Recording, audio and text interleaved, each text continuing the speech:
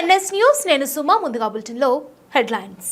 కరీంనగర్ జిల్లా కేంద్రంలోని 2వ టౌన్ పోలీస్ స్టేషన్ వద్ద దళిత లిబరేషన్ ఫ్రంట్ రాష్ట్ర ప్రధాన కార్యదర్శి మార్వాడి సుదర్శన్ మీడియాతో మాట్లాడుతూ ఏషియా ఖండంలోని మొదటి మరియు భారతదేశంలోని 2వ అతిపెద్ద స్మారక స్తూపంగా పేరుగాంచిన హుస్నాబాద్లోని చారిత్రాత్మక అమరవీరుల స్తూపం నిర్మాణానికి 35 పూర్తి అయిన సందర్భంగా ఇటు స్తూపాన్ని పునర్నిర్మించాలని గుర్తు చేస్తూ ఇంద్రవెల్లి అమరవీరుల స్ఫూర్తి వనం నిర్మాణానికి 2 ఎకరాల భూమి 2 కోట్ల నిధులు కేటాయించినట్లుగానే ఇంద్రవెల్లి స్తూపానికి 4 ఎకరాల భూమి 4 కోట్ల నిధులు కేటాయించాలని ముఖ్యమంత్రికి నేడు వినతి పత్రం అందజేయాలని అనుకున్నామని, గతంలో ఎన్నికలకు ముందు ప్రియాంక గాంధీ పర్యటనలో భాగంగా కూడా ఈ విషయాన్ని గుర్తు చేశారని అన్నారు. కానీ పోలీసులు తమను ముందస్తు అరెస్టు చేయడం ప్రజాస్వామికమని, దీన్ని మేము ఖండిస్తున్నామని అన్నారు.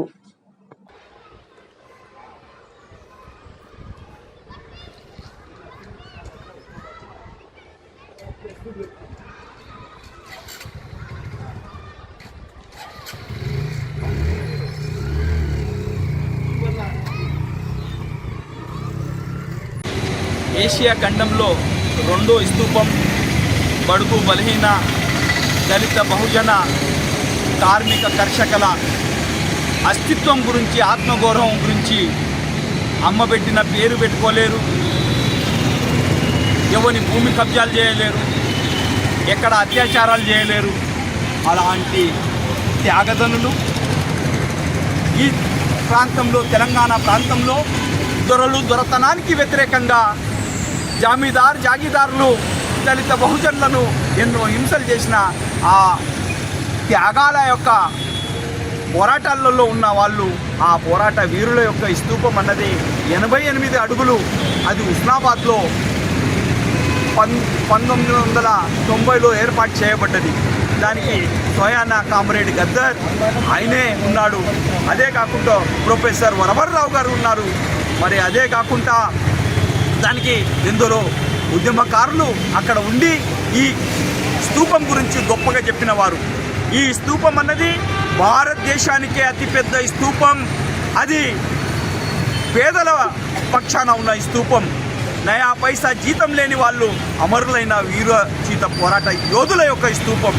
ప్రజల గురించి పోరాడిన వాళ్ళు, వాళ్ళ స్తూపాన్ని ప్రియాంక గాంధీ గారు కూడా ఇక్కడ ఎన్నికల ప్రచారంలో వచ్చినప్పుడు ఒక మాట అన్నారు, ఈ స్తూపాన్ని మళ్ళీ నిర్మాణం చేయాలి, ఈ త్యాగదాలను గుర్తు చేసుకోవాలని.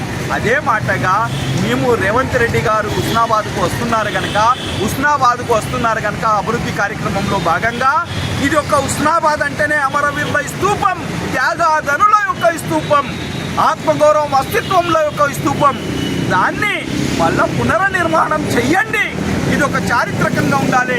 ఏ మాదిరిగానైతే మీరు ఇంద్రవెల్లిలో, ఆదిలాబాద్ ఇంద్రవెల్లికి ఏ మాదిరిగానైతే 2 కోట్ల రూపాయలు 2 లక్షల రూపాయలు ఇచ్చారు, 2 కోట్ల రూపాయలు 2 ఎకరాల భూమి, అదే మాదిరిగా 4 ఎకరాల భూమి 4 కోట్ల రూపాయలు మరి కుటుంబ సభ్యులు చచ్చిపోయిన త్యాగదనులు ఉంటే వాళ్ళకు సాయం చేయాలని పొన్నం ప్రభాకర్ గారికి వినంతి పత్రం ఇస్తే, పొన్నం ప్రభాకర్ గారు కూడా వినంతి పత్రంను తీసుకొని రేవంత్ రెడ్డి గారికి నేను చెప్తాను, మేము కూడా అనుకున్నామని మాట చెప్పారు. మాకు విఐపి పాస్ కూడా కూర్చొని అని చెప్పారు. మేము ఓకే అనుకొని ఇంటికి వచ్చాము. ఇంటెలిజెంట్ వాళ్ళు ఈ డిపార్ట్మెంట్ వాళ్ళకి చెప్పారంట, మార్వాడి సుదర్శన్, మేకల చంద్రశేఖర్ వీళ్ళని మొట్టమొదటిగా అరెస్ట్ చేయండి అని. ఆ మాట మేరకు ఈ 2 టౌన్లో ఉన్న సిఐ గారు మమ్మల్ని పొద్దున్నే ప్రివెన్సివ్ అరెస్ట్గా చెప్పకుండానే తీసుకొచ్చారు. అదే కాకుండా ఈయనని అడిగాను, మమ్మల్ని ఎవరు అరెస్ట్ చేయమన్నారని అంటే మాకు పైనుంచి ఆర్డర్ అంటే ఏసీపీ అన్నారు. ఏసీపీ వెంకటేశ్వర్ల గారిని వారిని అడిగాము సార్ను. ఆయన ఏమంటారంటే మాకు ఇంటెలిజెంట్ అని. ఇంటెలిజెంట్ అడిగితేనేమో కరీంనగర్ ఇంటెలిజెంట్కి ఎవరికి తెలియదు నేను అరెస్ట్ అయినట్టుగా. మరి ఇది అంతా చేసేది ఎవరు? మరి బీజేపీ ప్రభావమా? ఈ మతతత్వ ఈ దగులుబాజీ పాలకులకు మా మీద ఇంత కక్ష ఎందుకు? మేము కోరుకున్నది ఏంది? దేశం యొక్క చిహ్నం, దేశం గురించి, ఈ బడుగు బలహీనల గురించి, ఎస్సీ ఎస్టీల గురించి, ఆత్మగౌరవం అస్తిత్వం గురించి, దొరతనానికి వ్యతిరేకంగా పోరాడిన వీరుల యొక్క చిహ్నాన్ని గుర్తు చేశాం.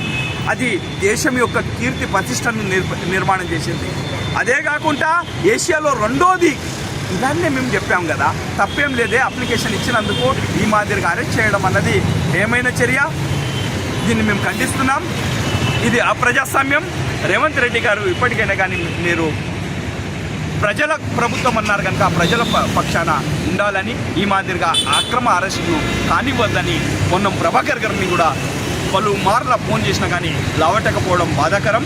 ఇప్పటికైనా కానీ మీరు ఆలోచించాలే, ఇలాంటి అరెస్టులను కాకుండా చూడాలని మేము కోరుకుంటున్నాం.